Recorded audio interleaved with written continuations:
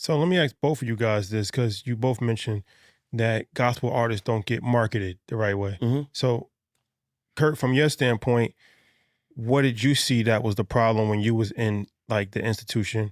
And from your standpoint, on the outside looking in, hmm what did you see that say, okay, they're not doing this correctly? I think that I can add this level of exposure through marketing. It is very much not being part of the culture. Is that most individuals that work in major systems, they don't go to a local hood church.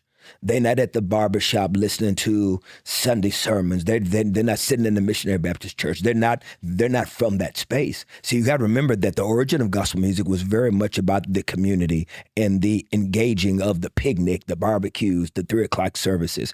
And that's why gospel music flourished so much in the 70s and 80s and 90s, because a lot of the labels that were running it back then were still people that were part of the community. They were going to church themselves. They were very much engrafted in the space of the ecosystem of church ideals in the community. But because when you are people of color in America, especially during that period of time, either you or somebody you knew, you were not far removed from the church experience. Even if you didn't go, you lived in a house with somebody that did. You knew somebody that did. So you understood the language, you understood the respect, you understood all of the tenets of that cultural experience, even if you were not always privy to it every week. So what happened is as more corporations began to come and buy the smaller companies in the 90s and in the 2000s, that access of the real experience of the community of church, the language of church, and the heartbeat of the foundational elements of gospel music began to get washed and they began to get quickly separated from what was happening. And so the more you moved up the higher echelon, you missed the heartbeat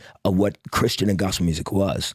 And so I started to see it. Everyone started to see it, and so what it created were executives that were trying to work in gospel music, but they could easily work in hip hop because they were going to the clubs. They knew what was happening in the streets. They understood all of the tenets of hip hop culture, but then when they had gospel artists, they didn't know what to do, and so it was a very divine moment for Norman and his partners to really see that happening and to see it as a great business opportunity to be able to tap into those that really needed this bridge of what was and now what was missing.